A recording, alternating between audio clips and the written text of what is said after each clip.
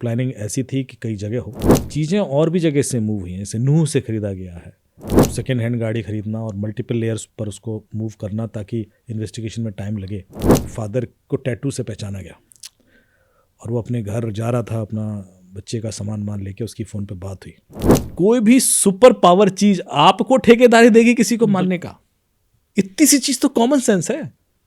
मतलब ठीक है, मेरा खुदा मेरे से कह रहा तू मार, मैं नहीं मार पा रहा, मेरे पास ताकत थोड़ी ना है। और कल के दिन में बस 10-15 लोग मर जाएंगे मेरे हाथों तो मुझे मुक्ति मिल जाएगी। ये क्या सोच है? ये भी तो उसी खुदा ने बनाया, इसको भी तो उसी खुदा ने बनाया, उसको भी तो उसी खुदा ने बनाया। मैं इसको मार के मुझे क्यों फायदा हो जाएगा? Why he would be happy? आप किस बिलीफ सिस्टम की बात कर रहे हैं यार? हम सब एक ही हैं। यदि कोई चीज ऊपर वाला चाहता कि उसके हिसाब से ही हो तो पैदा होने के पहले कर देता ना। बिल्कुल कर देता। एग्जैक्टली। उसके हाथ में नहीं था। कोई भी रिलीजन ऐसा सोचता है ना कि सारी दुनिया में वैसे ही रिलीजन हो जाए। जिस दिन उसने वो सोचा वो बेवकूफ़ है। जब तक आप बहस नहीं करोगे, तर्क नहीं करोगे, चीज़ें इवॉल्व नहीं करेंगी लाइफ में। यदि आप बिलीव करके बैठ जाओगे तो वहीं फंसे रहोगे। काफ़ी सारे ऐसे वीडियोज़ आइडेंटिफाई किए गए जैश ए मोहम्मद के, जिसमें वो फर्मेंट कर रहे हैं, इग्नाइट कर रहे हैं, उसमें आवाज़ आ रही है और अलग तरह की क्लिपिंग्स हैं। स्पाई क्राफ्ट करके एक मेथड होता है जो यहाँ यूज़ हुआ। इसमें ये लोग क्या करते हैं कि शेयर्ड ईमेल यूज़ करते हैं। दूसरा थ्रीमा जो आपने ऐप देखा जो इस्तेमाल हुआ, आप एक तरह से एनोनिमस हो जाते हैं। तो मेडिकल रिसर्च ऑर्गेनाइजेशंस को ये फैसिलिटी है कि आप इस तरह के केमिकल्स खरीद सकते हैं। उसके थ्रू ये चीज़ें खरीदी जाएं ताकि लोग रोक ही ना पाए, वो तो खरीद सकते हैं। पहले जब टेररिस्ट होता था ना तो वो ट्रेनिंग के लिए जाता था और उसके बाद आता था, उसको बहुत सारी ट्रेनिंग। अभी बहुत सारी चीज़ें ऐसी हैं जो ऑनलाइन हो जाती हैं। बहुत सारे AI ओपन सोर्स टूल हैं जो ये सिखा रहे हैं। ये भी एक्सपीरियंस दिया जाता है कि इस चीज़ को कैसे ना करें ताकि आप पकड़े ना जाएं। पर जो मैच्योर हैकर होगा उसका पहला स्टेप ये होगा कि मान लो ये एक्सप्लॉइट हो गई, ओके, तो मेरे ट्रेसेस नहीं छूटने चाहिए। टेलीग्राम का वैल्यूएशन क्या है? $45 बिलियन। मतलब हर बंदा बिलियनर तो है ही। बिल्कुल। और इनका जो बंदा है, ओनर है, CEO है, उसने आज तक कोई चीज़ खरीदी नहीं, मतलब कोई एसेट उसके पास है ही नहीं। ओके। उसने कहा जैसे आप चीज़ें खरीदते हो ना, आप उस चीज़ के गुलाम हो जाते हो। ये रावण को सबसे बुरा इसलिए बोला जाता है, या इतना बुरा वो इसलिए है क्योंकि उसने एक ब्राह्मण के वेश में अपहरण किया था। तुमने उस व्यक्ति पर धोखा खड़ा कर दिया, अब आदमी विश्वास ही करेगा उस पर? ये पाप किया है। स्विच पर साइबर सिक्योरिटी की सीरीज में आज फिर से मेरे साथ हमारे guest cyber crime expert Amit Dubey. Amit sir welcome. कैसे हैं यश भाई? मैं बहुत बढ़िया सर, आप बताएं कैसे हैं? बहुत बढ़िया, बहुत बढ़िया, thank you so much sir. लगातार हम करे जा रहे हैं, व्यूअर्स के कमेंट्स भी आ रहे हैं। एक पॉडकास्ट हमने बीच में करी तो उस पर लोग कमेंट करके लिख रहे थे कि अमित सर कहाँ हैं। नहीं, मैं यही हूँ। और उस पॉडकास्ट में बता दूं, अमित सर को आना था। हाँ, मुझे आना था, मैं लेट हो गया था। हम दोनों का साथ होना था। हाँ। DGP साहब और मैंने उनको रिक्वेस्ट किया था। तो समहाउ आपको तो पता है देश में इस समय हालात क्या चल रहे हैं, तो उस वजह से काफ़ी डिले हो गया और फिर मैं ज्वाइन नहीं कर पाया। बिल्कुल सर, उसी पे बात करनी है। जैसे आपने हालात की बात करी सर, भी दिल्ली में ब्लास्ट हुआ, ये सब चीज़ें हुई, अटैक हुआ, इस पे सर बात करनी है आपसे कि किस तरीके से ये सब चीज़ें हुई। बिकॉज आप जो हैं ऐसी चीज़ें आपने पहले भी इन्वेस्टिगेट की है टीम्स के साथ मिलकर, और अभी क्योंकि दिल्ली का मसला है तो आप इसको कहीं ना कहीं चीज़ें देख भी रहे होंगे किस तरीके से हो रहा है। तो सर ये अटैक जो है कितना, मतलब ऑफकोर्स ख़तरनाक तो है, लेकिन ये किस तरीके से प्लान होते हैं? देखिए, सबसे पहले तो जैसे कि जब हमने पहलगाम अटैक के बाद डिस्कशन किया था और हमें ये लगा था कि शायद उसके बाद नहीं होना चाहिए या नहीं होगा, और हम लोग काफ़ी डिस्टर्ब थे। ये अब होना और उसके बाद दिल्ली के अंदर होना, क्योंकि Delhi I consider to be most secure, बहुत सारी चीज़ों पर सवाल खड़ा करता है। तो इसको यदि मैं अपने लेवल पर डॉट्स कनेक्ट करूं तो दिवाली के टाइम पर भी हाई अलर्ट था देश। इनपुट थे कि कुछ गड़बड़ हो सकता है, पर हमारी सिक्योरिटी एजेंसीज लगातार प्रयास करती हैं कि पहले से कुछ इनपुट्स मिल जाए। सबसे पहले तो जो लोग नहीं रहे उनके लिए मेरी श्रद्धांजलि है, क्योंकि हर बार कुछ ऐसे लोग अपनी जान गंवा बैठते हैं जिनका कोई बिल्कुल। कसूर तो खैर किसी भी केस में नहीं होता। इसमें मैं एक वीडियो देख रहा था जिसमें एक फादर को टैटू से पहचाना गया और वो अपने घर जा रहा था, अपना बच्चे का सामान मान लेके, उसकी फ़ोन पे बात हुई।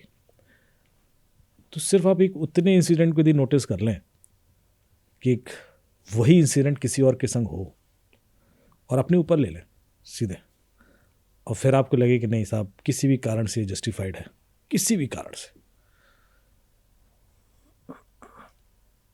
तो मैं फिर भी उस चीज़ को लाइटली ले लूँ। ये इंसानियत के नाम पर धब्बा है कि आप किसी की जान लेना जस्टिफाई कर रहे हैं बिल्कुल। किसी भी कारण से। मैं तो कहता हूँ पहलगाम के टाइम पे भी हमने एक लंबा डिस्कशन किया था, और ये वो लोग कर रहे हैं जो बहुत पढ़े लिखे हैं, ये वो लोग कर रहे हैं जो बहुत एजुकेटेड हैं, उनको तो हम समझा भी नहीं सकते, उनका तो ईगो भी बहुत हाई है और इंटेलेक्ट भी बहुत हाई है। तो इसका मतलब है कहीं ना कहीं कुछ गड़बड़ है। बिल्कुल। हमारा जो प्रयास है वो उधर नहीं जा रहा जहाँ से ये चीज़ रिमूव हो सकती है। हम शायद कहीं और ढाप बजा रहे और उससे कुछ होना नहीं है। तो जब इस केस की, जैसे आप इन्वेस्टिगेशन की बात कर रहे हो, पहले से ही काफ़ी सारे इनपुट्स थे और उस वजह से अरेस्टिंग हो भी रही थी कि कुछ हो सकता है, कुछ बड़ा हो सकता है। तो एक तो कारण ऐसा भी हो सकता है, जैसा कि हम लोगों को संज्ञान में आया कि शायद पैनिक मोड अलर्ट वो था, अटैक था, कि वो लोग समझ नहीं पाए और उनको लगा कि इससे पहले सारे लोग पकड़े जाएं, क्योंकि ये कोऑर्डिनेटेड नहीं लगता। यदि ये वाला कोऑर्डिनेटेड होता तो ऐसे चलती गाड़ी में ब्लास्ट नहीं होता। लेकिन प्लानिंग तो थी, और प्लानिंग ऐसी थी कि कई जगह हो, और इसमें बहुत सारे रोल प्ले करते हैं बहुत सारे इकोसिस्टम्स।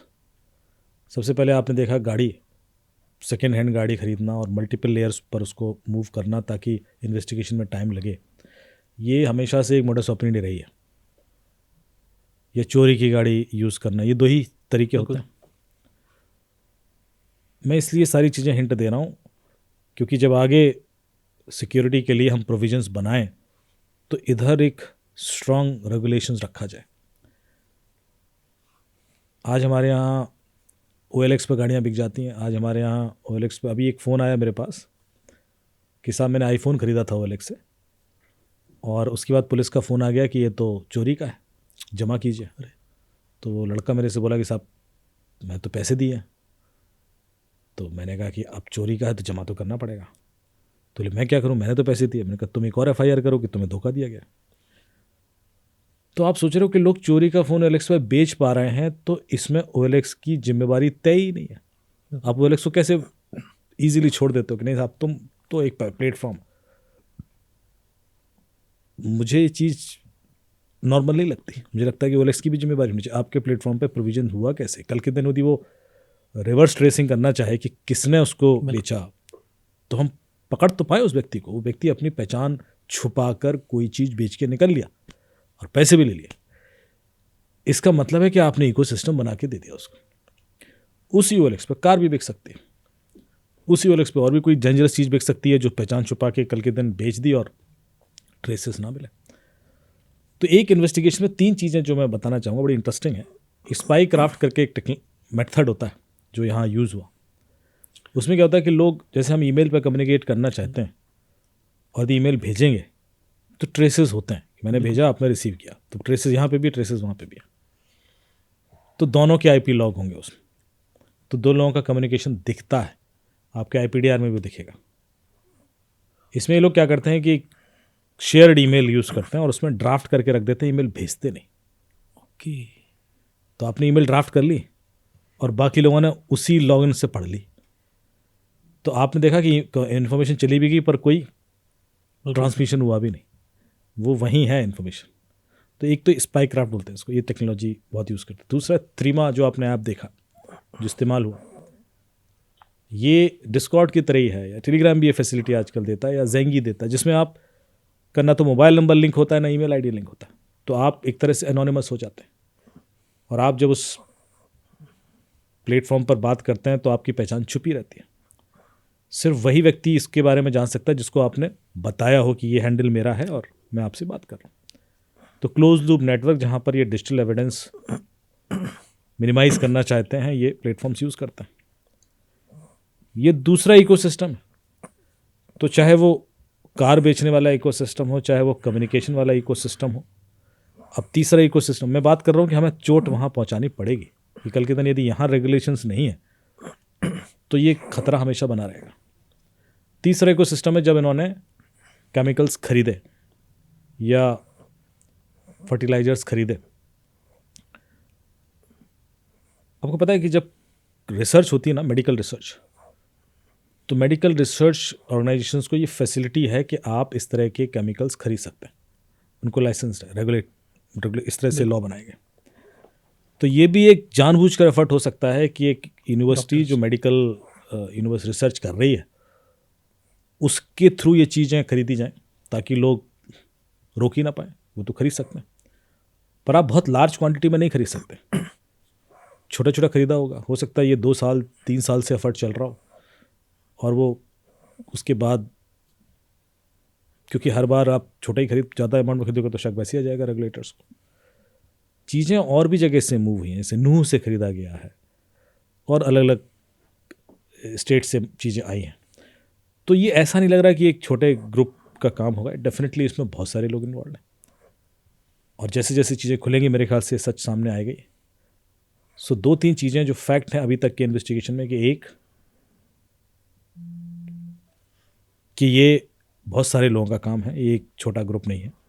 दूसरा कि ये कुछ बड़ा तो करने वाले थे, क्योंकि इतना 3000 किलो यदि आपके सामने कोई भी केमिकल मिलता है तो ऐसे कोई नहीं रखता अपने घर में। 3000 किलो कोई छोटी बड़ी चीज़। दूसरा कि इस बार जिस फ्रेटर्निटी को हमने देखा हम सब शॉक्ड हैं। डॉक्टर्स से उम्मीद नहीं होती कभी, मतलब क्योंकि एक ह्यूमन एंगल उसमें रहता है हमेशा कि ये लोगों की जान बचाते हैं, जान लेते नहीं है। आज वो शॉकिंग लग रहा है, बहुत दुख हो रहा है कि डॉक्टर से यदि ये जान ले लेगा तो हम किस पर भरोसा करेंगे। कल के दिन हम धर्म का कोई डॉक्टर है और उससे डरने लगे क्या रहा है, पता नहीं इसके दिमाग में क्या चल रहा है। ये स्थिति ना आ जाए और यदि आ गई उसके बाद फिर आप ब्लेम करो। आज की डेट में मेरे पास कई बार शिकायतें आती थी कि साहब नवाजुद्दीन सिद्दीकी मेरे बड़े अच्छे मित्र हैं, तो मैं उनके संग एक दिन लंच पे बैठा तो उन्होंने मुझे बोला, उन्होंने कहा कि स्टार्टिंग में कहीं घर लेने जाओ तो बड़ा मुश्किल होती थी और उन्हीं का ही वर्जन था। बोले और वो सही भी था। बोले उनको कैसे पता कि मैं ठीक हूँ, क्योंकि जो माहौल है, जो परसेप्शन है वो तो ख़तरनाक है। तो ये जिम्मेवारी भी हमारी ही है कि हम वो परसेप्शन चेंज करें। आज ये ब्लास्ट हुआ तो कितने लोग खुलकर सामने आए उनको गालियां देने के लिए, या रैली निकल गई, 2-4 रैली निकल जाती हैं कि साहब नहीं ये तो गलत है। तब तो लोगों को लगेगा हाँ ये गलत है। वो गलत को गलत नहीं कहना बहुत गलत मैसेज देता है। एग्जैक्टली। और उसके बाद यदि किसी टेररिस्ट को फांसी होती है और उसकी में रैलियां निकल जाती हैं तो फिर लोग कैसे मानेंगे यार। फिर तो आप एग्जैक्टली उस चीज़ को झुटलाने का मौका भी खो दिया, फिर तो आप खुद ही इंडोर्स कर रहे हो। तो मेरे ख्याल से अब ज़रूरत है कि इस एंगल पर जो हम बार बार एक सॉफ्ट कॉर्नर लेके चलते हैं कि नहीं साहब education could be a reason, poverty could be a reason, ये रीज़न नहीं है। यदि ये रीज़न होते तो इतने गरीब घूम रहे हैं यार। कश्मीरी पंडित वहाँ से भागे गए थे, सारे गरीब ही थे, सब बम बांध के फट जाते। या इतने बिहारी आते हैं, गरीब काम करते हैं यहाँ पर, विद्रोह तो नहीं करते ना, बिल्कुल मेहनत करते हैं ना। नेपालीज आते हैं यहाँ पे, सारे काम करते हैं, कितने लोग विद्रोह करते हैं। तो गरीबी कभी ये कारण नहीं हो सकती कि आप किसी की जान ले लें, अनएजुकेटेड व्यक्ति की जान ले ले, ये कुछ और है। So I think we should have an open minded discussion over here कि वो क्या है जहाँ चोट की जाए, वरना ये चीज़ें कभी रुकने वाली नहीं है। सर इस पे मैं आऊँगा बाद में कि क्या है, मेरा भी मतलब इस पे ओपिनियन रहेगा और मैं थोड़ा और तरीके से मतलब बता पाऊँगा, आप उसको और सही एक्सप्लेन करेंगे कि क्या वजह। लेकिन अभी ब्लास्ट पे स्टिक करके जो अटैक हुआ इस पर मैं चाहूँगा कि आपसे कुछ इनपुट लूँ कि फॉर एग्जांपल ये सब चीज़ जो हुई, अगर मैं इस आपसे कहूँ कि आप इन्वेस्टिगेटर, इसको इन्वेस्टिगेट करें, तो सर आप कहाँ से स्टार्ट करेंगे और क्या क्या चीज़ें आप देखेंगे कि किस किस तरीके से जो है वो कड़ी मिलाई जाती है। देखिए, मैं जब भी इन्वेस्टिगेट करता हूँ मैं तो साइबर एंगल से इन्वेस्टिगेट करता हूँ, और इस तरह के केसेस में बहुत अलग अलग तरह की एक्सपर्टीज चाहिए होती है। यदि मुझे करना है तो मैं सिर्फ साइबर स्पेस ही से एनालाइज करूँगा। यदि मेरे पास कोई सस्पेक्ट है तो मैं उनके IPDR एनालिसिस करूँगा, ये देखूंगा कि इंटरनेट पर करते क्या हैं, कि कब कब VPN यूज़ करते हैं, और यदि ये लोग VPN यूज़ करते हैं, यदि इस बंदे ने भी VPN उसी समय यूज़ किया और इस बंदे ने भी सेम VPN या सेम एप्लीकेशन यूज़ किया, तो इसका मतलब ये दोनों आपस में कनेक्ट करते हैं। कितनी बार कनेक्ट किए हैं, फ्रीक्वेंटली इनकी लोकेशंस कहाँ कहाँ गई हैं, ये तो मैं पैटर्न निकालूंगा ही। फिर यदि ये लोग सोशल मीडिया पर हैं या नहीं हैं, यदि हैं तो फिर उनका नेटवर्क क्या है, किस तरह के लोग इनको फॉलो करते हैं, किस तरह के लोग इनसे इन्फ्लुएंस होते हैं, किस तरह के लोगों से ये इन्फ्लुएंस्ड हैं, ये निकालने की कोशिश करूँगा। फिर आता है उसके बियॉन्ड आना, कि इनके फ़ोन या यदि डिवाइसेस या लैपटॉप कुछ मिल जाता है तो उसको डिजिटली एनालाइज करना। सबसे पहले तो डिलीटेड डेटा रिकवर करना, कि मैं हमेशा एक लाइन बोलता हूँ कि इंसान को यदि पता करना है इस कान के बारे में तो उसके फ़ोन का डेटा मत देखो, उसका डिलीटेड डेटा देखो। ओके। वो चीज़ आपको उसका सही कलर दिखा देगी। और फिर उसके बाद आपस में लिंक करो डेटा को। जैसे उसका मेटा डेटा भी बहुत होता है। जैसे अभी हम लोग टेलीग्राम ग्रुप पर काफ़ी सारे ऐसे वीडियोज़ आइडेंटिफाई किए गए जैश ए मोहम्मद के, जिसमें वो फमेंट कर रहे हैं, इग्नाइट कर रहे हैं, उसमें आवाज़ आ रही है और अलग तरह की क्लिपिंग्स हैं, मेरे पास भी पड़े, अभी मैं कुछ आपको शेयर कर दूंगा। तो हम जब उसको इन्वेस्टिगेट कर रहे थे तो हमें पता अच्छा वो चीज़ें 3 पर्पज़ से बनाई गई। एक पर्पज़ है उसमें रेडिकलाइजेशन करना, ठीक, उसमें साफ साफ ये दिखता है कि इस्लाम खतरे में है और तुम्हें अब झंडा उठाना है या तुम्हें बंदूक उठानी, ये वाला मैसेज पास ऑन करना। सेकंड आता है ट्रेन करना, कि आप कैसे चीज़ें बना सकते हो विद मिनिमल रिसोर्सेस, ये वाले कंटेंट। अभी क्या है कि पहले जब टेररिस्ट होता था ना तो वो ट्रेनिंग के लिए जाता था और उसके बाद आता था, उसको बहुत सारी ट्रेनिंग। अभी बहुत सारी चीज़ें ऐसी हैं जो ऑनलाइन हो जाती हैं और बहुत अच्छे तरीके से हो सकती हैं with more sophisticated AI components. इसलिए खतरा और बढ़ गया कि अब आप किसी को कहीं से बैठ के भी ट्रेन कर सकते हो, आप मूवमेंट किए ही नहीं। आप यदि गौर से देखो तो शायद जो भी लोग सस्पेक्ट हैं अभी, इनका कोई ऐसा क्रिटिकल मूवमेंट इंडिया के बाहर है ही नहीं, लेकिन उसके बावजूद इनको सब चीज़ें पता हैं, कम्युनिकेटेड हैं, इन्फ्लुएंस्ड हैं, कन्विंस्ड हैं, और ये सब ऑनलाइन हो गया। इसलिए साइबर स्पेस में ही फुटप्रिंट निकलेगा कि किससे बात कर रहे थे, कौन सी एप्लीकेशन यूज़ कर रहे थे। अब इसमें क्या होता है कि end to encrypted application use करते हैं, जैसे हमने अभी जिक्र किया, तो कंटेंट नहीं निकल पाता, लेकिन मेटा डेटा या पैटर्न निकलता है कि हाँ भाई ये 10 लोग आपस में थे। अब इंडिया के अंदर ऐसे कितने लोग होंगे कि जो ये ऐप यूज़ करते होंगे, लिमिटेड ही होंगे। तो that makes the job of an investigator easy, कि हमें भाई देखना है ना कि ये जितने लोग हैं, ख़ासतौर से इस एरिया में यदि कोई है और वो उस सर्वर से कनेक्टेड है जो उस ऐप को होस्ट किए हुए, तो उन लोगों को भी एक बार देख लो, इनसे कोई इंटरलिंकिंग तो नहीं है। सर जैसे कि कॉल्स होती हैं पाकिस्तान से, यहाँ कोई तो कनेक्शन रहा होगा, इवन कॉल्स भी हुए होंगे, आई थिंक ऐसा तो नहीं होगा कि नहीं होंगी, तो वो कैसे ट्रेस होती हैं कि उधर से जो यहाँ पे कॉल्स आती हैं या फिर यहाँ से जो उधर कॉल्स आती हैं और ऐसे लोगों काम करते हैं? यार नॉर्मल कॉल अब होती नहीं है। अभी CDR यदि किसी का निकाल के देखो, मेरा या आपका CDR या किसी का भी आप निकालोगे, तो उसमें आप देखोगे अक्सर हम व्हाट्सएप कॉल पे रिलाई करने लगे। नॉर्मल कॉल हम तभी करते हैं जब व्हाट्सएप पे आवाज़ नहीं आ रही हो, वरना आप पहली चॉइस आपकी अब ये हो गई है। तो ये तो हमारी बाय डिफ़ॉल्ट चॉइस है, जबकि हम तो ऐसा भी नहीं चाह रहे कि हम किसी से छुपना चाह रहे हो या कोई चीज़ को सिक्योर करने में। जी, जो लोग कर ही इस वजह से रहे हैं, तो उनके केस में नॉर्मल नेटवर्क यदि होता तो अभी तक तो बहुत चीज़ें खुल ही जाती। और जो एप्लीकेशंस भी जो इस्तेमाल कर रहे हैं वो एंड टू एंड एन्क्रिप्टेड है और स्पेशलाइज्ड हैं, एक्सक्लूसिव हैं। कई तो ऐसे भी आते हैं जो टेम्परेरी होती हैं और उसके बाद फिर कम्युनिकेशन चैनल बदल दिया जाता है, एक नई एप्लीकेशन आ जाती है। मतलब हो सकता है भी, और जब इन्वेस्टिगेशन होगा, क्योंकि हमारे पास इनके फ़ोन और लैपटॉप का इन्वेस्टिगेशन का डिटेल अभी नहीं है, लेकिन जब निकलेगा तो और चीज़ें खुलेंगी, समझ में आएगा कि इनकी डिजिटली क्या क्या तैयारियां थी, और उससे फिर हम आगे के लिए प्रोएक्टिव मेजर्स ले पाएंगे कि ये चीज़ें रिपीट ना हो। सर इसमें आपने एक बड़ा अच्छा एंगल बताया, अच्छा तो नहीं कहूँगा उसको, बड़ा एक ड्रेडफुल एंगल भी है उसमें। फॉर एग्जांपल कि AI आ गया है, और पहले तो ऐसा होता था कि यूट्यूब पे अगर देखें कोई बैंड चीज़ देख रहा है, फॉर एग्जांपल किस तरीके से केमिकल मिला के कुछ चीज़ बनती है, एक्सप्लोजिव चीज़ बनती है, तो वो एटलीस्ट उसकी हिस्ट्री में आ जाता होगा। और फिर वो जो गूगल वगैरह से कॉन्टैक्ट करके, आप जानते होंगे उसको कि किस तरीके से वो ट्रैक करती होंगी एजेंसीज। बट अभी जो ChatGPT वगैरह टाइप आ गए हैं, इनके अलग से मॉड्यूल भी आते हैं कि यहाँ तो चलो जीपीटी के पास इन्फो आ गई, बट अलग से किसी ने अपना एआई बना लिया डेटा को कंप्रेस करके, और वहाँ से वो पूछ रहा है कि भाई इस केमिकल को यूज़ करके बनाऊँ ऐसे, तो ये कितना बड़ा खतरा बन जाता है, और फिर इससे कैसे बचेगा कोई?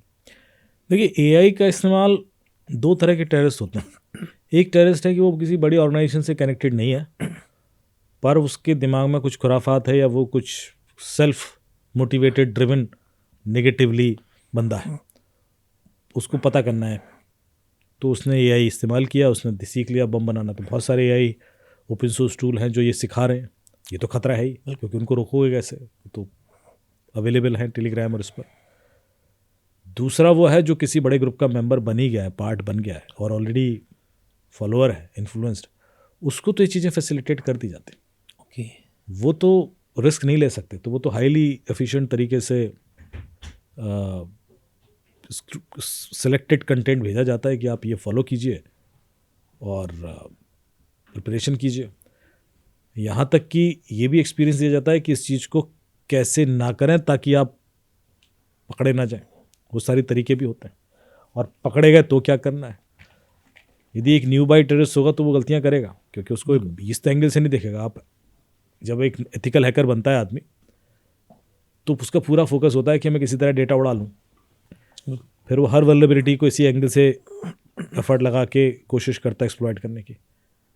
पर जो मैच्योर हैकर होगा, उसका पहला स्टेप ये होगा कि मान लो ये एक्सप्लॉइट हो गई, ओके, तो मेरे ट्रेसेस नहीं छूटने चाहिए।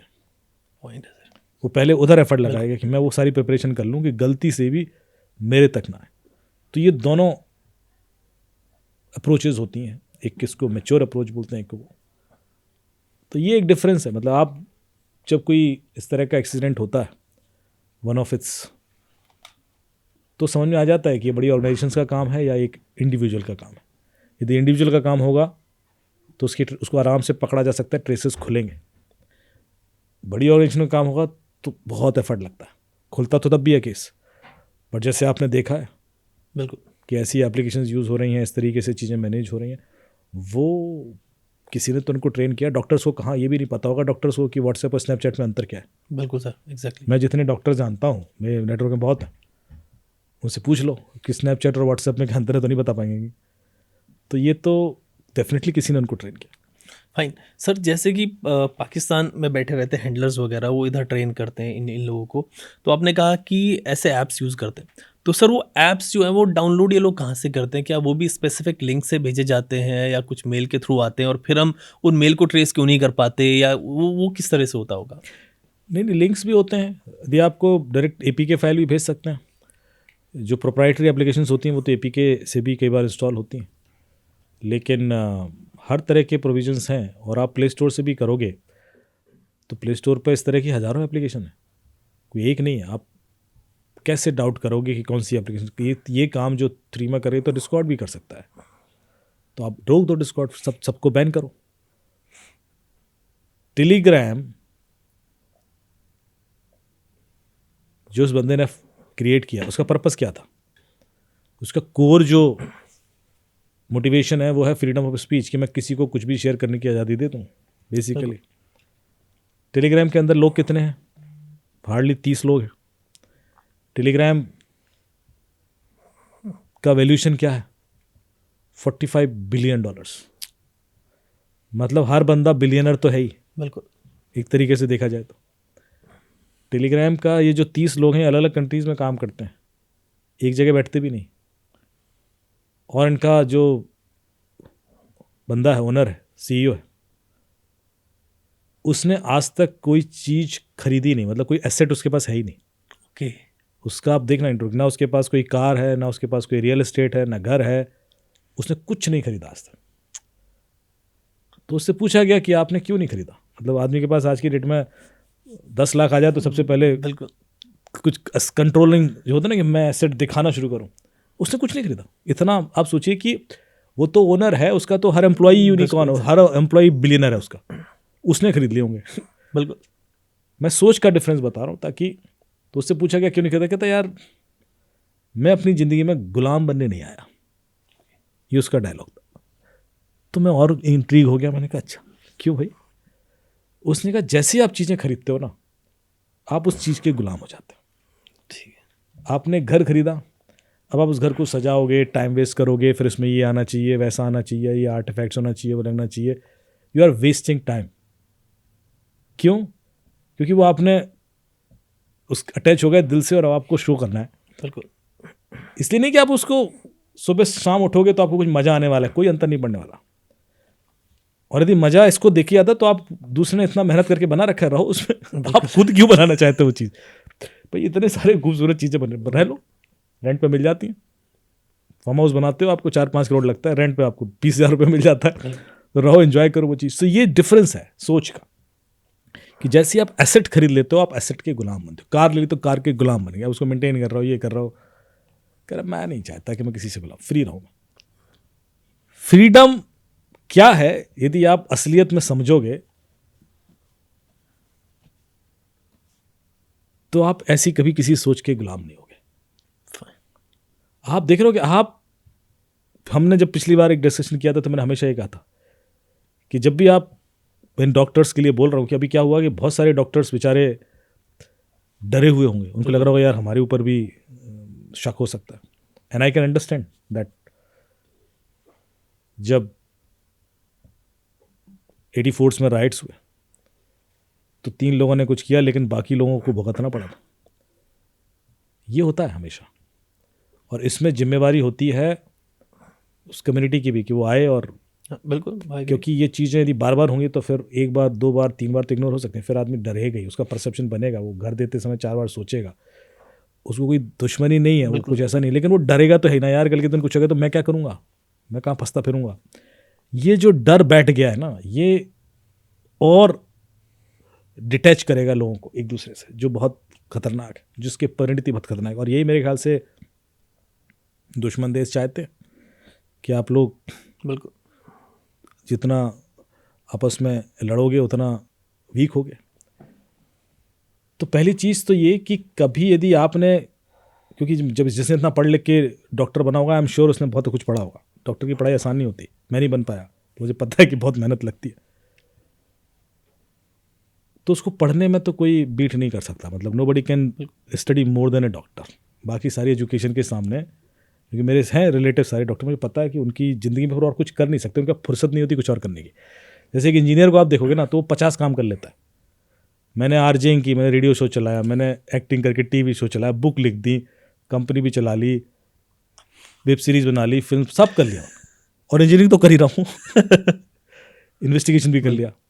ये एक इंजीनियर ही कर सकता है क्योंकि उसके पास बैंडविड्थ है, डॉक्टर नहीं कर सकता, डॉक्टर के पास नहीं होती। मतलब आप डॉक्टर की आप लाइफ स्टाइल देखोगे तो आप देखोगे उसको जो स्टडी, और पहले तो वो 7-8 साल पढ़ के बन पाता है। तो मुझे बड़ा दुख हुआ, मैंने कहा जिस बंदे ने इतना पढ़ा उस बंदे ने इतनी सी चीज़ नहीं पढ़ पाई कि यार कोई भी सुपर पावर चीज आपको ठेकेदारी देगी किसी को मारने का। इतनी सी चीज तो कॉमन सेंस है, इसमें कितना दिमाग लगाना है। मतलब ठीक है, मेरा खुदा मेरे से कह रहा तू मार, मैं नहीं मार पा रहा, मेरे पास ताकत थोड़ी ना है, तू मार, तू आगे जा। ये क्या बात हुई यार, तू मुझे बचा ले। हाँ, मतलब ये सोच कितनी घटिया सोच है। हाउ कैन ए पर्सन, मतलब सुपर पावर जो सब कुछ कर रहा है वो तुमसे कहेगा मारो, उसको तो फूकना भी नहीं पड़ेगा, मतलब वो मर जाएगा आदमी। एग्जैक्टली। वो तो सुपर, उसने तो बनाया है, उसी ने तो सबको बनाया है, वो तुमसे किसी को क्यों मरवाएगा। भले ही मैं तो कहता हूं चलो लिखा भी है किसी किताब, पर कॉमन सेंस तो सोचो। मैं उस चीज उसको करूं कि नहीं लिखा इसका मतलब ये वो, मतलब उससे तो कुछ होता है। कॉमन सेंस तो यार कॉमन सेंस है कि वो तुमसे कहेगा कि तुम जाके उसको मार दो, और उसकी वजह से तुम्हें क्या मारा है यार। इसमें तो अनएजुकेटेड होता, अनपढ़ होता, मैं एक बार चलो फिर भी उसको मांग दो। आपको पता है जब मैंने आपसे कहा था कि जब रावण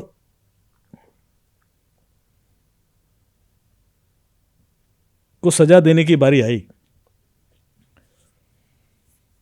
तो भगवान ने इसलिए कहा कि रावण को सबसे बुरा इसलिए बोला जाता है, या इतना बुरा वो इसलिए है, और उसको सबसे दुर्दांत सजा मिलनी चाहिए। इसलिए एक बार अपहरण किसी का करो तो शायद उसको माफ भी कर दिया जाए।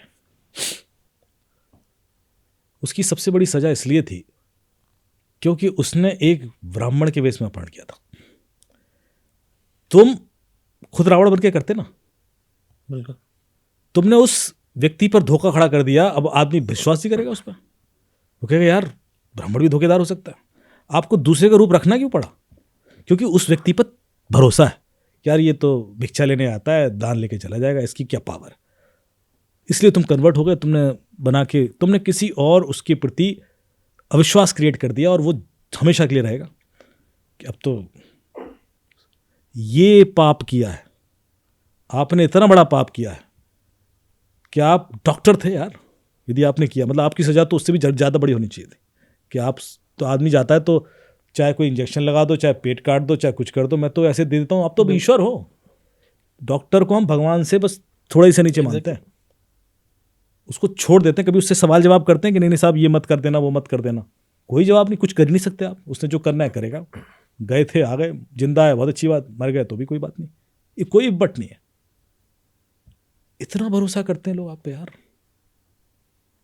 इसलिए नहीं करते हैं कि तुम किसी धर्म के हो या किसी जाति के हो, इसलिए करते हैं कि तुम डॉक्टर हो, तुमने उस पर सवाल खड़े करवा दिए। ये मेरा दुख है। और कोई भी प्रोफेशन हो अदरवाइज, कम से कम उसकी तो इज्जत रखनी चाहिए। यार आप पे भरोसा इतना किया जाता है, भरोसा कमाने में ना सदियां निकल जाती हैं किसी भी। आज मैं आपको बता दूं कि जब हम लोग छोटे थे तो यदि मेरी सिस्टर कहीं जाए तो मेरी माँ हमेशा बोलती थी कि कभी कोई दिक्कत हो जाए ना और आसपास कोई सरदार दिखे तो उससे ज़रूर मदद मांग लेना। ये क्रेडिबिलिटी थी जो सरदारों ने कमाई है। वो खड़े हो जाते थे वो लड़ने के लिए, ऐसे थोड़ा बन गई। They have been there, they have never done anything wrong कि आप उसको सवाल करो। ये बनता है यार, ऐसे सालों सदियों से त्याग तपस्या से बनता है।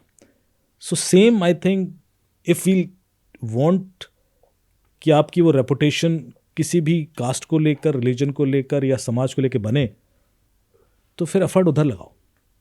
बिल्कुल। यदि वो लगाओगे तो बन पाएगा, नहीं तो इस तरह से हम लॉजिकली कन्विंस करके किसी को कुछ नहीं कर सकते। कई बार क्या होता है कि बहुत सारे रिलेशन ऐसे होते हैं, जब मैं किसी से आर्गूमेंट करूं तो मुझे पता होता है कि मैं सही हूं, वो गलत है, पर मैं चुप हो जाता हूं क्योंकि मुझे उस रिलेशनशिप की वैल्यू पता होती है। मैं उस रिलेशनशिप को खोना नहीं चाहता, इसलिए चुप होता हूं। मुझे जीतना नहीं है, मुझे बचाना है रिलेशनशिप। तो आज लड़ाई बचाने की है, जीतने की नहीं है। सर अब साइकी पे आते हैं इसकी, क्योंकि बीच में हम इधर आ गए थे। तो आपकी नज़र में क्या चीज़ है जो ट्रिगर करती है? फॉर एग्जांपल, क्योंकि आप साइकोलॉजी भी पढ़ते होंगे और लोगों से आप जो मिलते भी हैं तो अलग अलग चीज़ें आपके नज़र में आती होंगी, तो क्या ऐसी चीज़ है जो ये ट्रिगर करती है इन सब चीज़ों को कि इतने पढ़े लिखे लोग, और मैं भी देख रहा था आप जैसे डॉक्टर कह रहे हैं ज़्यादा पढ़े लिखे, इवन यूपीएससी क्लियर किए हुए हैं इनमें से कुछ लोग, और बहुत बड़े एग्जाम्स भी इन लोगों ने पास किए हुए थे, तब जाके ऐसी चीज़ें ये लोग करते हैं, अटैक करते हैं, ब्लास्ट करते हैं, खुद को उड़ा देते हैं। क्या चीज़ है जो ट्रिगर करती होगी इनको साइकोलॉजिकली और मतलब फेथ के हिसाब से भी? देखिए, जैसा कि मैं हमेशा से कहता हूं कि हमारा ब्रेन जो है ना, डेटा का प्रोडक्ट है। जब आप पैदा होते हो तब वो क्लीन स्लेट है, तब थोड़े ना आपको किसी से नफरत है, या आप बस इंसान हो, आप के लिए सारी दुनिया खूबसूरत है। फिर आप डेटा फीड करना शुरू होता है, तो जिसने जैसा डेटा फीड कर लिया वैसा हो जाता, और ज़िंदगी भर उसको डिफेंड करता है। जो भी कोई व्यक्ति था डॉक्टर, जब वो पैदा हुआ, पैदा होने के बाद उसको हम शिफ्ट कर देते यूके में कहीं, या यूके में कोई फैमिली उसको अडॉप्ट कर लेती, वो क्रिश्चियन बन जाता, तो वो डिफेंड कर रहा होता क्योंकि उसको वैसा डेटा मिल गया। या रोमानिया या अफ्रीका चला जाता, या जापान चला जाता, तो वो बुद्ध को डिफेंड कर रहा होता। तो आप समझ रहे हो कि आप जो बने हो या जो आपके दिमाग में भरा है वो आपके पैदा होने के बाद हुआ है, पैदा होने के पहले नहीं। यदि कोई चीज़ ऊपर वाला चाहता कि उसके हिसाब से ही हो तो पैदा होने के पहले कर देता ना।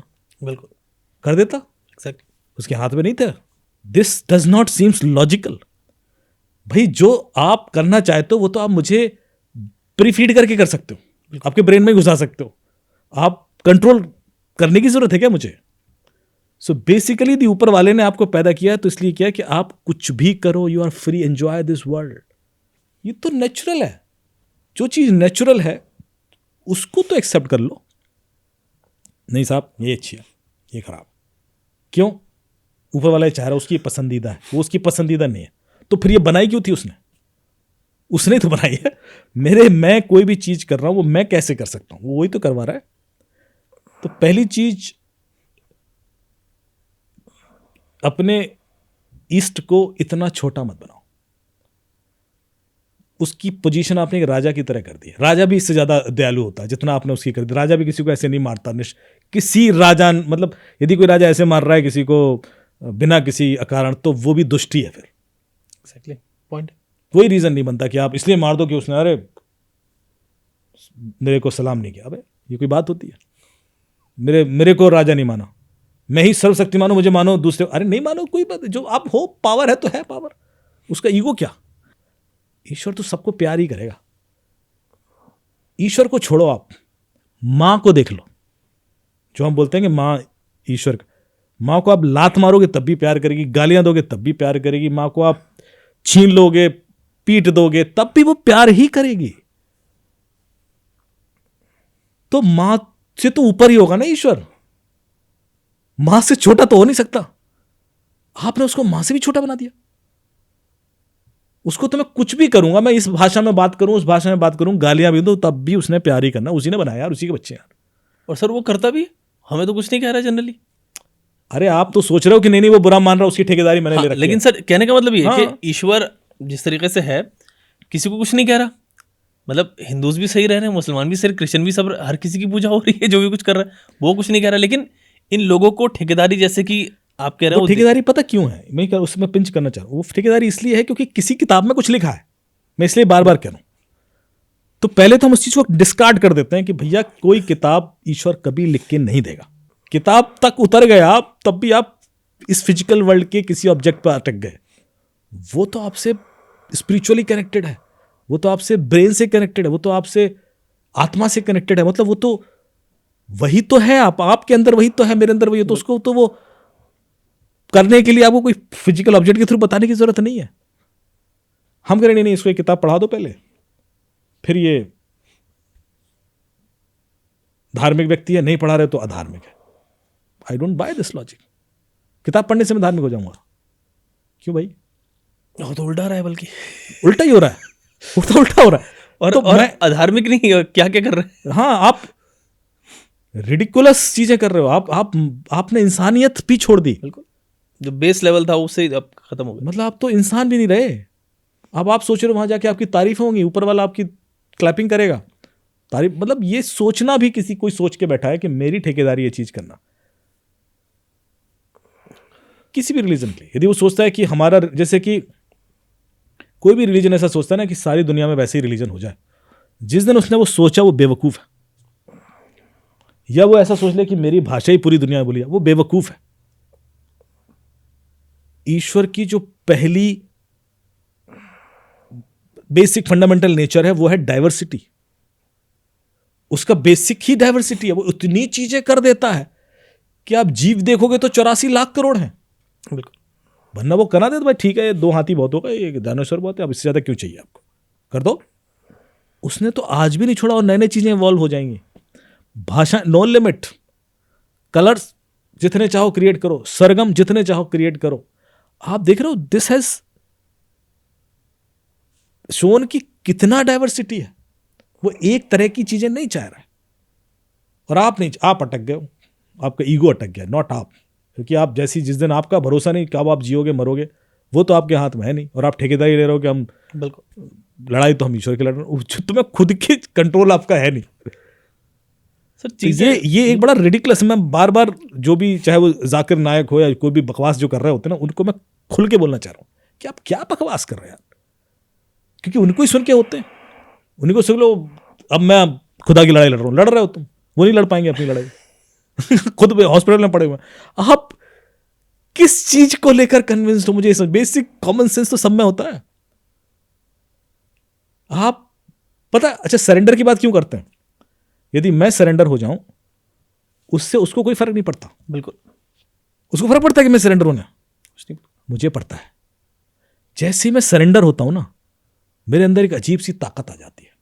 आप साइकोलॉजिकली देखना, जैसी मैं मंदिर में जाके या किसी भी धार्मिक जगह पर जाके सरेंडर होता ना कि अब मैं आप पे छोड़ रहा हूं, अब आप देख लेना, तो मेरे अंदर इतनी पीस और वो आ जाता है कि फिर मैं अपनी लड़ाई आराम से लड़ पाता हूं। मतलब इन द सेंस कि जो मैं स्ट्रगल कर रहा हूं उससे मैं पीसफुली निकल जाता हूं। वो मैं अपने लिए कर रहा हूं, उसको खुशी दुखी नहीं हो रहा है वो कि तू झुक गया तो बहुत अच्छी बात है, नहीं झुका तो अभी अभी बताता हूं, तू बाहर निकल। ऐसा होता है क्या? ये लॉजिक ही गलत है कि सरेंडर कर दो। सरेंडर इसलिए नहीं कर दो कि उसको कुछ होने वाला है, उसको धेला फर्क नहीं पड़ता तुम्हारे सरेंडर से। करो तो फर्क नहीं पड़ता, वो आप ही को पड़ेगा। एग्जैक्टली। मैं तो प्रैक्टिकली बताता हूं, आज की डेट में मैं यदि अपने माँ बाप के लिए कुछ करना चाहूं, क्योंकि नहीं मैं उनको ऐसा कर देता हूं वैसा कर देता हूं, उनको कुछ फर्क नहीं पड़ता। They have lived their life. वो आप अपनी खुशी के लिए कर रहे होते हो कि यार, आप समझ रहे हो, अपना बिल्कुल सर। अपने बच्चे के लिए करते हो कि यार इसको मैं ये कर दूं, ये ऐसे अच्छे कपड़े पहना देता हूं, उसको नहीं फर्क पड़ता यार। वो अपना अपना होता है। बिल्कुल आप सर। अपनी खुशी के लिए कर रहे हो तो यू एंजॉय डूइंग इट। आप अपने लिए कर रहे हो, आपको प्लेजर मिल रहा है कि यार देखो मेरा बेटा इतने अच्छे स्कूल में जा रहा है। वो आपकी उसको छोटे स्कूल में डालोगे तब भी कुछ उसको भी नहीं फर्क नहीं पता। पड़ता। बिल्कुल सर, उसको जो करना है वो करता रहेगा। तो आप अपने लिए ही कर रहे हो। आप जबरदस्ती इस चीज का ब्लेम या क्रेडिट किसी और को देने की जरूरत नहीं है। सर जो आप चीज़ें जैसे समझा रहे हैं, हम्म। मैं पर्सनली अपनी बात करूं, चीज़ें जो हुई हैं वो सबको पता है किसने की है, वो क्या रिलीजन है, वो सब चीज़ है, उसमें कुछ ऐसी चीज़ नहीं है। मैं भी मुसलमान हूँ, और मैं भी नमाज़ पढ़ता हूँ, और मैं भी किताब को मानता हूँ, और मैं मान लीजिए वो भी मानता हूँ कि वो खुदा की तरफ से है। लेकिन मैं ट्रिगर नहीं होता। आप बात कर रहे हैं, मैं आपकी बात को पूरी तरह समझ रहा हूँ, आपके इमोशन मेरे समझ आ रहे हैं, आपकी जो प्रैक्टिकल बात है वो मेरे बिल्कुल समझ आ रही है। लेकिन ये क्या होता है कि अगर कोई मतलब मैं हूँ, मेरे तो समझ आ रही है, दूसरे लोग क्यों नहीं समझ पाते इस चीज़ को? इतना आसान, मतलब इतना मुश्किल क्यों हो जाता है कि कोई बंदा बैठ के पीछे ट्रिगर करता है उनको कि भाई तुम ये कर लो, तुम एक तो दो चीज़ें निकालिए, एक तो मैं और एक वो, और आप उनके साथ कुछ भी कर सकते हो। कुछ भी की जब इंतहा देखते हो ना, तो आपको समझ में आता है कि वो कुछ भी की कोई इंतहा नहीं होती। फिर बिल्कुल। बम ब्लास्ट में तो फिर भी चलो मर गए लोग। जब बांग्लादेश में रेप हुए, कश्मीर में वो गिरिजा टिक्कू को आरी से काट दिया, जिसने भी किया उसके पास उस चीज़ का जस्टिफिकेशन था, और ये चीज़ मुझे हिला देती है। जिसने भी किया वो हो सकता है उससे पहले 20 मर्डर नहीं किया हो उसने, पर उसने किया क्योंकि वो एक करते समय, वो भी हैवानियत की इंतहा के संग, उसके पास जस्टिफिकेशन था। तो जब आप किसी चीज़ पे बिलीव करते हो ना, फिर वहाँ ख़त्म हो जाती है बात। फिर आप आर्गूमेंट नहीं कर सकते, बहस नहीं कर सकते, लॉजिक्स नहीं होते, आप बस बिलीव करते हो। और यही चीज़ सबसे बड़ी गलत है। जैसे हम कहते हैं कि आनो बद्धा कृतो इंतु विश्वत। जब तक आप बहस नहीं करोगे, तर्क नहीं करोगे, चीज़ें इवॉल्व नहीं करेंगी लाइफ में। यदि आप बिलीव करके बैठ जाओगे तो वहीं फंसे रहोगे। बिल्कुल। आपने बिलीव कर लिया कि ये दुनिया ऐसे बनी है, फिर आप बिग बैंग थ्योरी तक पहुंचोगे नहीं। फिर आपको ये समझ में नहीं आएगी कि अर्थ तो इतनी पुरानी, और वो सारी चीज़ें आप कभी नहीं अचीव कर पाओगे, जबकि वो फैक्ट है, लॉजिक्स है, दिख रहा है, प्रूव है, एक्सपेरिमेंट है। आप एक्सपेरिमेंट की ओर जाओगे ही नहीं, तो बिलीव नहीं करना है। लेकिन सर आप समझ रहे हो, बिलीव करने से बहुत सारी चीज़ें आप खत्म कर देते हो। आप सीकर बनो, ढूंढो, ढूंढते रहो, ढूंढते रहो, ढूंढते रहो। आपको मैं हमेशा से हमेशा मैंने एक शायद पहले भी एक लाइन बोली थी कि आप जितने भी ये सिद्धांत हैं दुनिया में रिलीजियस, वो टाइम और स्पेस में ट्रैवल करते हैं। आपने कहा भाई आप अभी ईश्वर या खुदा से नहीं मिल सकते, लेकिन जब आप मर जाओगे तो मिल लेना। जब आप रेस्ट एंड पीस का पत्थर लगा, you are allowed to meet. इसका मतलब आपको टाइम में ट्रैवल करना है। आप अभी नहीं मिल सकते इस टाइम पे, तब मिलना। दूसरा है कि आप अभी नहीं मिल सकते, लेकिन 7वें 8वें फ्लोर पे वो है, उधर जाके मिल लेना। So you have to travel in space. फिर ये माला है, फिर वो माला है, फिर वो माला इवॉल्व करना, फिर वहाँ मिलना। दूसरा सिद्धांत ये चलता है। फिर आप क्वांटम फिजिक्स पढ़ते हो और बहुत सारे रिसर्चेस पढ़ते हो, एंड इवेंचुअली आपको समझ में आता है कि टाइम और स्पेस नाम की तो चीज़ होती नहीं है। टाइम और स्पेस होते ही, टाइम और स्पेस हमारा ब्रेन ही क्रिएट कर रहा है। अच्छा, तो फिर हमारी जर्नी टाइम और स्पेस में हो नहीं सकती। तो यदि हमारी जर्नी टाइम और स्पेस में नहीं हो सकती तो फिर हमारी जर्नी है क्या? हमारी जर्नी है नहीं जानने से लेकर जानने तक। अभी मैं नहीं जानता हूं, अब मैं जानता हूं। और आप जैसे ही जान लेते हो ना, जादू खत्म हो जाता है। जो वो जादू जिसके बारे में थ्रिल चल रहा है, जिसके बारे में गूज़बम्प आ रहे हैं, वो खत्म। आपने देखा है जादू पे एक लड़की का सर काटा, उठा के वहां रख दिया, कोई पैर फड़फड़ा रहे हैं, गर्दन चिल्ला रही है, गूज़बम्प आ रहा है, वो कैसे कर दिया, कैसे कर दिया। फिर आप यूट्यूब पे वीडियो देख लेते हो कि यार ये तो 2 लड़कियां थी, एक उसमें ऐसे लेटी थी, एक नीचे पैर वाले। ओ यार, बेवकूफ बना दिया। जब तक आपको नहीं पता तब तक वो थ्रिल दे रहा है, बिल्कुल। आपका सब कुछ एक्साइटेड, केमिकल चेंजेस आ रहे हैं। उसने कहा हाथी है साहब, चुटकी बजे हाथी गायब हो गया। अरे हाथी गायब कर दिया, ताजमहल गायब कर दिया, ओ तेरी, ताजमहल गायब कर दिया। फिर आपने उसका यूट्यूब वीडियो देखा कि अरे वो तो 2 मिरर के रिफ्लेक्शन से वो हाथी गायब हो गया। यार ये तो बेवकूफ़ी है। कोई भी जादू जादू थोड़े ना है, सब यही तो है। आप जानते हो तो कुछ नहीं है, और नहीं जानते हो तो वो इतना बड़ा जादू है कि आपके मतलब सारे सोच बदल जाए।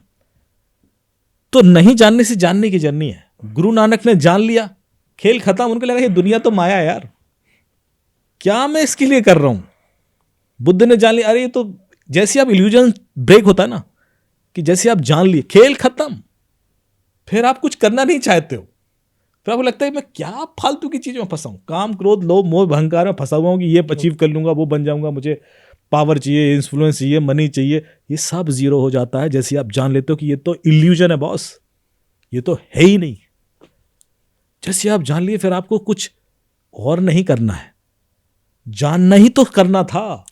हम आए यहां जानने के लिए थे, जो हम जानना ही नहीं चाह रहे, हम बिलीव करके बैठ गए।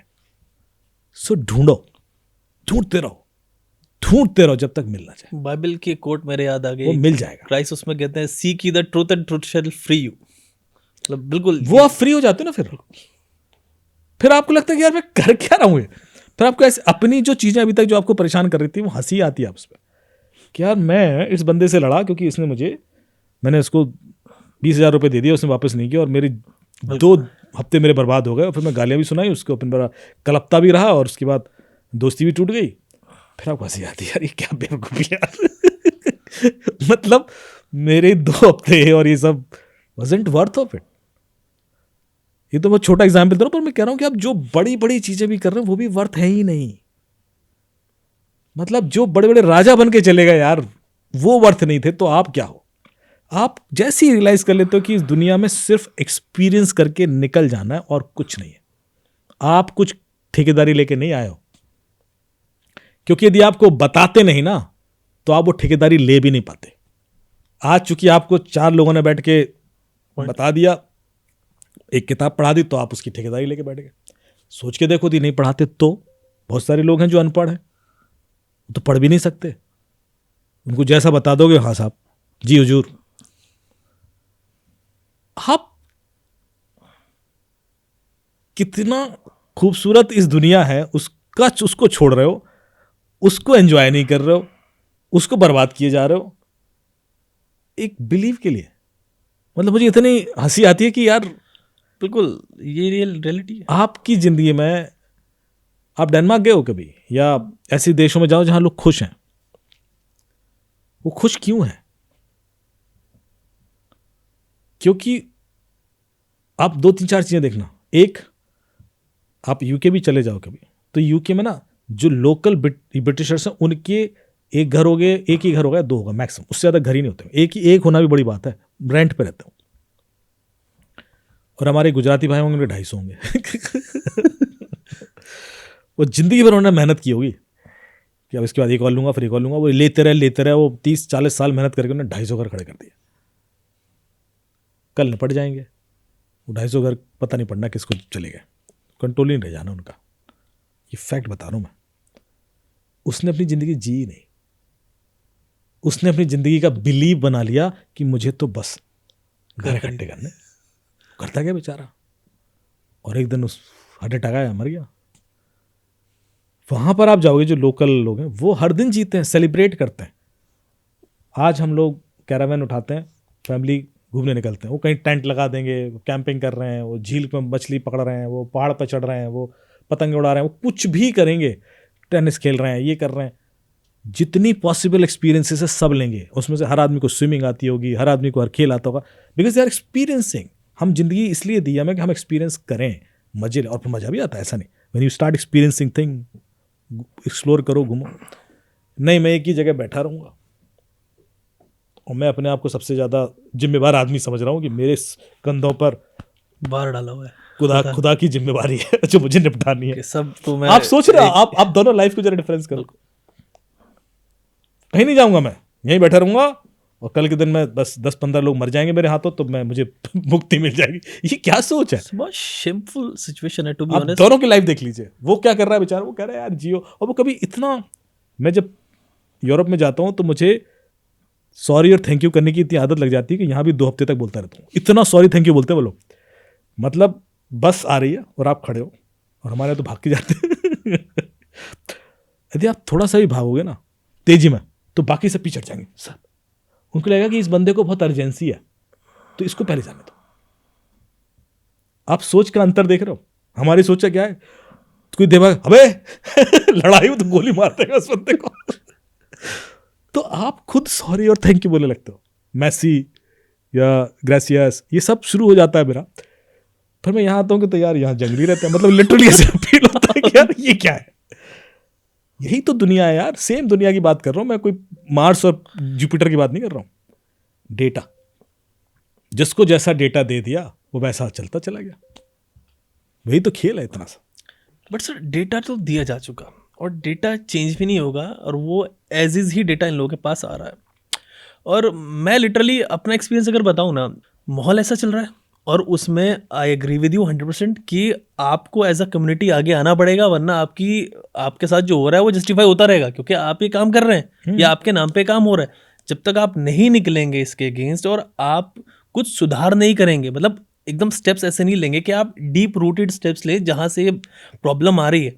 और ऑफ कोर्स मतलब हो सकता है किसी और को इतनी प्रॉब्लम ना पता हो कि कहाँ से आ रही है, लेकिन जिस भी कम्युनिटी की आप बात कर रहे हैं, टू बी ऑनेस्ट मुस्लिम्स की मैं बात कर रहा हूँ, तो उनको बेसिकली पता है कि प्रॉब्लम कहाँ से आ रही है। एक चीज़ उसको भी डिस्कस करेंगे, लेकिन आपकी बात से मैं सेकंड करूँगा एक चीज़ पर। आपने कहा कि अगर खुदा चाहता तो सबको ही एक ही बना देता। कुरान की एक वर्स है, ये सूरह यूनुस की है सर। इसमें आता है कि वलौ शाह रब्बु का, कि अगर तुम्हारा रब चाहता, ला आमना, सब ईमान ले आए, सब एक ही फेथ पे आ जाएं, मन फिल अर्दी, इस ज़मीन पे, अर्थ पे, कुल्लुहुम जमिया, कि सबको इकट्ठा करके वो एक ही बना देता। कुरान ही कह रहा है ये, मतलब टू मुस्लिम्स ये कुरान ही कह रहा है। खुदा कह रहा है कि अगर हम चाहते कि सब एक ही चीज़ मान ले, तो इस ज़मीन पे हम ऐसे ही कर देते, सब एक चीज़ मान लेते। अफ़ा अंता तुकरेहुन नासा, सर तुकरेहुन मतलब एज इन आप कंपेल करोगे, कि क्या फिर तुम कंपेल करोगे, तुम ज़बरदस्ती करोगे अन्नासा, इंसानों से, हत्ता यकूनु मोमिनीन, कि वो फेथ तुम्हारे फेथ पे आ जाए। सिंपल सी बेसिक चीज़ है। टू मुस्लिम्स भी सर एक मैसेज सिंपल सा है, आप अगर मानते भी हैं किताब पे तो आपको समझना चाहिए, मतलब कुरान आपको खुद कह रहा है कि भाई अगर तुम्हारा रब चाहता तो हम खुद को एक ही बना देते, जो सर कह रहे हैं। और क्या फिर हम तुमसे ज़बरदस्ती कराएंगे कि मतलब खुदा क्या तुम्हें आगे करके पीछे बैठेगा कि नहीं मैं करा रहा हूँ। तो सर ये बेसिक चीज़ मतलब लोग नहीं रिवॉर्ड देना, पनिशमेंट देना, ये उनका काम नहीं है। बहुत आपके रिवॉर्ड, आपके पनिशमेंट आपके कर्मों पे ही हैं। मैं जब छोटा था तो मुझे एक खिलौनों की दुकान में एक ट्रेन पसंद आ गई, तो मुझे बात, जब भी हम वहाँ से निकलते थे मैं अपने पिताजी से जिद करता था मुझे वो ट्रेन चाहिए। तो बोले ठीक है दिला देंगे, तो पैसे वैसे नहीं होंगे शायद। फिर बर्थडे के दिन या शायद किसी दिन वो आ गई, गिफ्ट आ गया सर। मैं बड़ा एक्साइटेड है, तो मेरा फेवरेट है, चलती थी ऐसे। फिर ऐसा कुछ हुआ कि मैंने शायद कुछ गलत किया जो मेरे पिताजी को ठीक नहीं लगा। उनको लगा कि इसका बिहेवियर ठीक नहीं है। तो बोले ऐसा करो, कोई बहुत ही गरीब बच्चा था जो आया था, मैंने उसके संग कुछ मिसबिहेव ऐसा कर दिया, उसको रिवूट नहीं करते। बोले दरा उसको कुछ ना गिफ्ट दे दो उसको, बच्चे को। तो मैंने कहा मैं क्यों दूँ? बोले नहीं, तुम अपने खिलौनों में से एक खिलौना निकाल के उसको दे दो, तो वो खिलौना देना जो तुम्हें सबसे अच्छा लगता है। तो तो मुझे लगा कि पता नहीं क्या चाह रहे, तो मैंने ऐसे 2-4 ढूंढा और एक निकाल के दिया। मैंने कहा ये वाला, फिर ना ये वाला नहीं, जो तुम्हें सबसे अच्छा लगता है वो देना। तो अब मैं समझ गया कि क्या कहना चाह रहे हैं। मुझे बड़ा दुख हो रहा है, मुझे अंदर से कलप रहा हूँ कि अब, लेकिन हम डरते इतना थे। तो मैंने वो कांपते होते ऐसे देख रहा हूँ, मैंने वाकई चाह रहा है कि मैं दे दूँ, मैं तो इतनी मेहनत और इतना लड़ के लिया, मैं दे दिया उसको। तो उन्होंने जैसे ही दिया, मैंने बोले दे दिया, अब कैसा लग रहा है? तो मुझे लिटरली बता रहा हूँ, जैसे मैंने दिया मुझे बड़ा अच्छा लगा। मैंने कहा मुझे बड़ा अच्छा लग रहा है।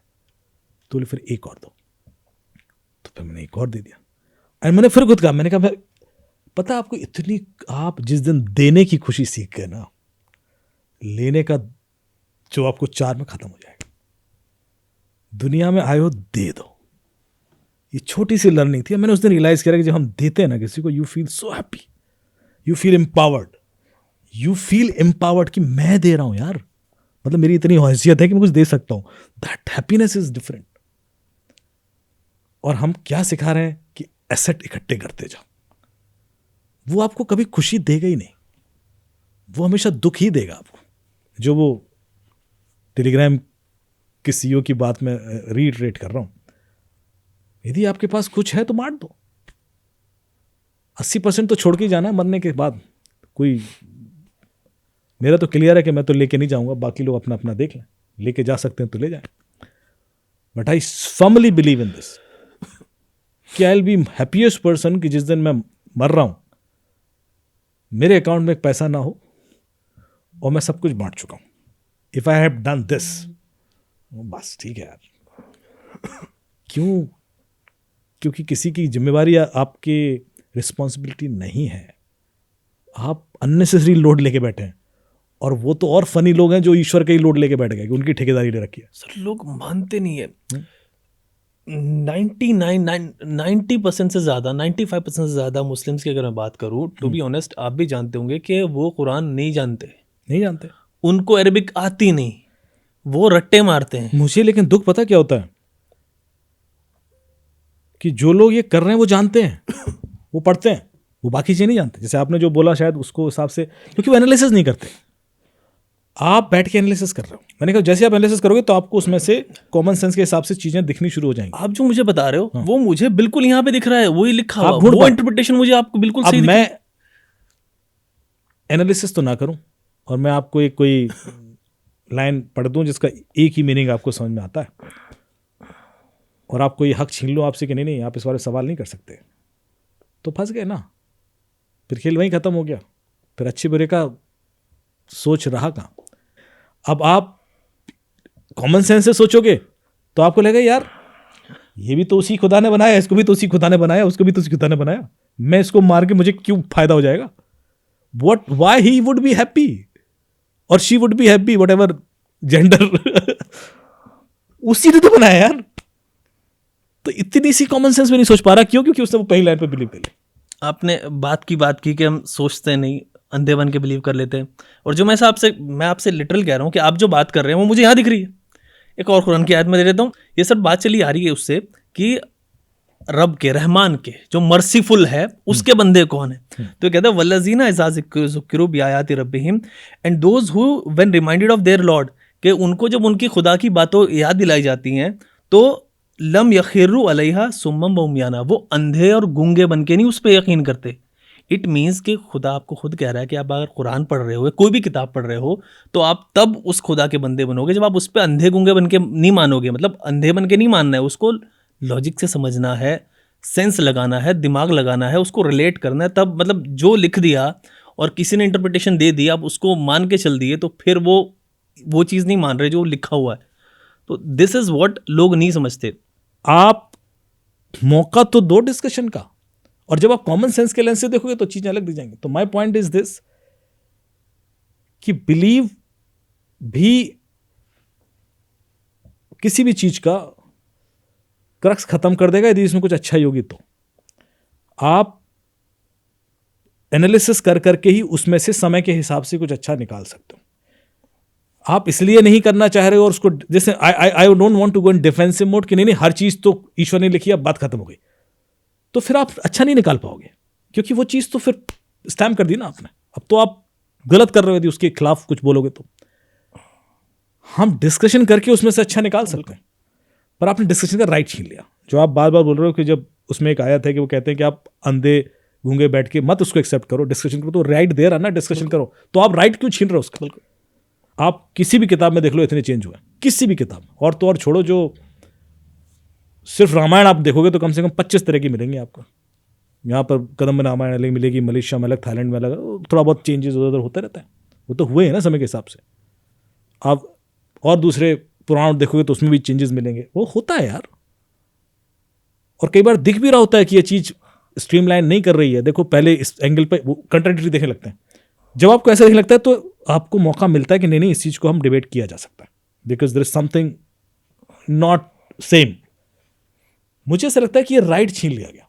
ना ना ना ना, जो है सो है, जो है सो है वाली स्टेट जो अप्रोच है वो मौका देती है इस तरह की सोच को पनपने में, क्योंकि उस चक्कर में जो अच्छी चीज़ें वो भी खत्म हो जाती है।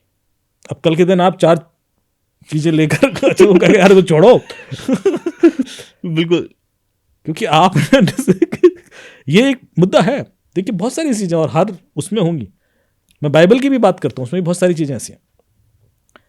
तो जैसी कोई मुझे ऐसा बोलेगा कि नहीं नहीं ये तो बिल्कुल वही है जो गॉड ने कहा है, तो फिर मुझे हंसी आ जाती है। ऐसा नहीं होता। आप शहर के शहर बदल जाते हैं सर, किताब तो बहुत दूर की बात है। आप सोचो कि यहाँ पर पहले क्या था, 2 साल 400 साल 500 साल में चीज़ें इतनी चेंज हो जाती, और आप उसी अटके रहो, वहाँ इवॉल्व ही नहीं करना है तो अटके रहो, फिर आपको कोई हिला नहीं सकता। हमारे यहाँ एक शब्द आता है बुंदेलखंडी में, उसको बोलते हैं चिमाने। चिमाना पता क्या होता है?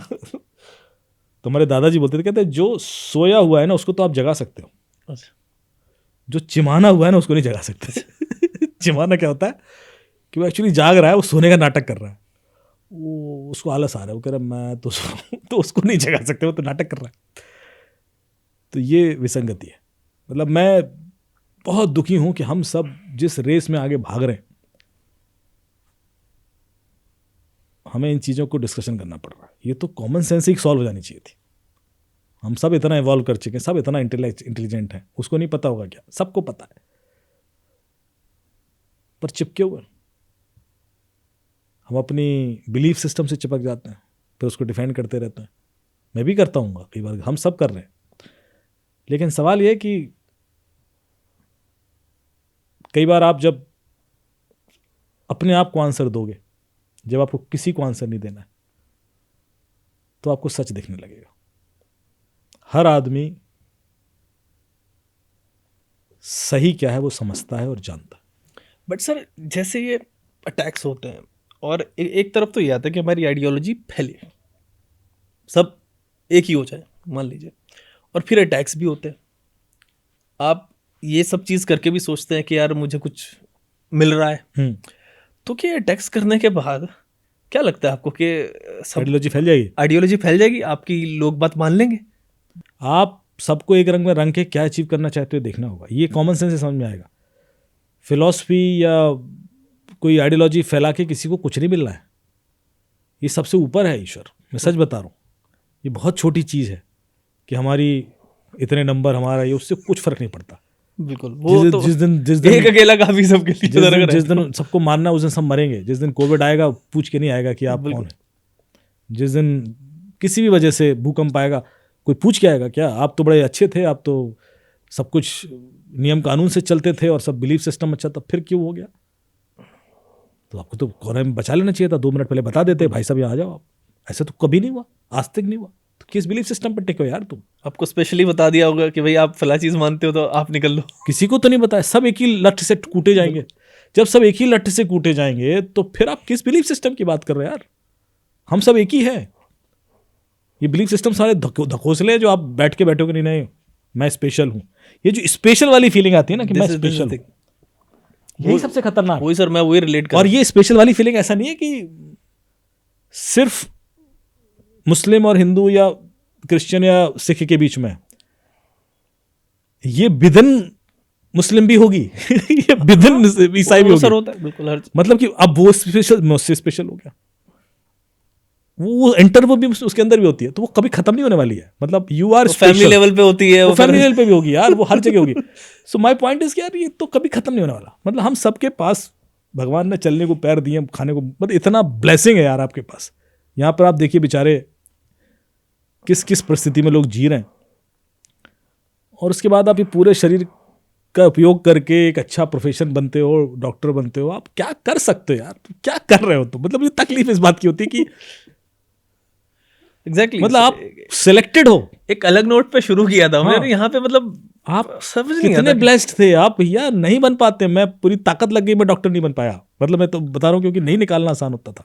अब तो फिर भी चलो लोग भले ही ज़्यादा कॉलेज हो गए, लेकिन then if you do this, oh my God.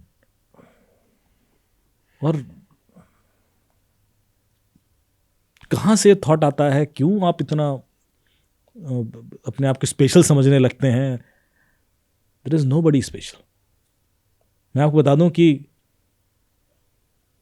बड़े बड़े बिजनेसमैन, बड़े बड़े पॉलिटिशियंस को मैंने, या बड़े बड़े ब्यूरोक्रेट्स को मैंने उसी एज ग्रुप में अर्श से फर्श पे आते हुए देखा। एक आपने भी नोटिस किया होगा, साहब इतने ताकत की उनकी तूतियां बोलती थी, कोई नहीं पूछता। इसी जन्म में सब हो जाता था। क्या स्पेशल हो तुम यार? जो स्पेशल था वो स्पेशल नहीं रहा, तुम कहा कि स्पेशल हो? कुछ नहीं है, सिर्फ अनुभव है। जितना आप जी सकते हो जी लो, जितना घूम सकते हो घूम लो। ये दुनिया इतनी बड़ी है। मैं, यदि आप मेरा गूगल मैप देखोगे ना, तो भरा पड़ा है, कश्मीर से कन्याकुमारी, गुजरात से उड़ीसा, लाल लाल लाल लाल। मतलब वो देखोगे आप, इसने कोई कोना भी नहीं छोड़ा। अभी मैं आपको बता रहा हूँ, सोनभद्र, अभी कौन सा है, कासगंज जा रहा हूँ, औरैया, कानपुर देहात, ये मेरे एरियाज हैं जहाँ मैं जा रहा हूँ ट्रेनिंग देने के लिए। यहाँ कोई नहीं जाता। वहाँ पुलिस ने बुलाया तो मैं जाता हूँ, पर मैं चला जाता हूँ। फिर वहाँ त्रिपुरा के अंदर, आपके सिक्किम के ऊपर, जहाँ जहाँ अरुणाचल प्रदेश, फिर आपके वो नागालैंड तक, यहाँ केरला, अंडमान निकोबार जा रहा हूँ अभी दिसंबर में अंडमान। आप देखिए कि I am experiencing life and I am blessed. मैं भगवान से, ईश्वर से यही कहता हूँ कि मैं ब्लेस्ड हूँ, मुझे मौका तो मिल रहा है, शायद लोगों को ना मिले। पर सच मानो, मेरे अपने अंदर की बात है कि कल रात को मैं गूगल मैप देख रहा था, तो मैंने एमपी के कुछ एरिया ऐसे एक्सप्लोर कर दिए गूगल मैप पर। तो मुझे कुछ लेक्स दिखाई दी, ये पिछोर, शिवपुरी, करेरा के पास में, और कुछ पौराणिक स्ट्रक्चर। और मुझे लगा यार, मुझे नहीं पता इतनी खूबसूरत चीज़ें यहाँ पे भी हैं, मैं तो कभी गया ही नहीं। ये तब की बात कर रहा हूँ जब मैं ऑलमोस्ट 30-40% घूम चुका हूँ। तब की बात ये कि मुझे लगता है कि अभी भी बहुत कुछ है। And so with other countries, आप जाओगे आपको लगेगा यार क्या है वर्ल्ड। ये प्रॉब्लम लिमिटेशन की तब आती है जब आप अटक जाते हो एक जगह पर। जैसे आप, मेरे ख्याल से एक एजुकेशन का पार्ट होना चाहिए कि बच्चों को घूमने भेज दो, दुनिया घुमाओ, दूसरे कल्चर सीखो, देखो वो कैसे करते हैं, उनके डिसिप्लिन, चाहे जापानीज हो चाहे कोरियंस हो, आप देखो तो वो कैसे एक्सेल किए। वो अटक के नहीं रह गए कहीं चीज में, तो इंटरेक्ट नहीं करेंगे, हाँ। देखेंगे और नहीं, उसके तो बाद आपको परसेप्शन बदल जाता है कि आप, शायद वो थॉट आएगा यदि आप उनको एक्सपीरियंस दोगे। बिल्कुल। तो हमें कहीं विराम लेना होगा क्योंकि भाई साहब को नींद आ रही है। बिल्कुल सर, अपनी आज ये पॉडकास्ट को इतना ही रखते हैं आज। एंड थोड़ा हम डिस्कशन स्टार्ट कहीं से किया हमने कि एंड हमारा कहीं है, लेकिन हमारे साथ ऐसे ही रहता है, हमको प्लान डिस्कशन नहीं करते कि हमें क्या क्वेश्चन करना है। एंड मेरे को लगता है कि सर जो है वो ड्राइव करेंगे डिस्कशन को, और आज भी ऐसा ही हुआ। हमने ट्राई किया कि भाई जो भी लोग मतलब ऐसी थॉट्स पालते हैं अपने अंदर कि किसी एक सेट ऑफ बिलीफ की वजह से आप ट्रिगर होते हो एंड फिर पर्टिकुलरली उसकी वजह से दूसरों को नुकसान पहुंचाते हो, तो भाई प्लीज़ ऐसा ना करें। आप अपने टेक्स्ट खुद जाके एक बार पढ़ लें और किसी भी तरीके से दूसरों को नुकसान ना पहुंचाएं, और उल्टा उल्टा करेंगे तो क्या आप अपनी कम्युनिटी का मतलब सत्यानाश कर रहे हैं, टू बी ऑनेस्ट। तो इसी होप के संग कि हम इंसानियत बिल्कुल को समझें, इंसानियत को ज़िंदा रखें हैं और एक अच्छी ज़िंदगी जी के जाएं, मेरी शुभकामनाएं सभी के संग। आप जुड़े रहिए, हम और पॉडकास्ट बनाएं। कुछ कमेंट होंगे तो प्लीज़ लिखिएगा, हम लोग सुधार की कोशिश करेंगे। पर मेरी एक छोटी सी इच्छा है कि हम किसी भी इंसान को इतना तो सचेत कर दें कि वो जब अपनी अंतरात्मा से पूछे तो उसको सवाल का जवाब मिल जाए। मुझे किसी को जस्टिफाई करने की ज़रूरत नहीं है, पर आप एक बार खुद आँख बंद करके सोचना कि आपने ठीक किया है, और उसके बाद यदि आपको जवाब जो मिले वो करेंगे तो मेरा समर्थन आपके साथ। ठीक है, thank you sir. Thank you.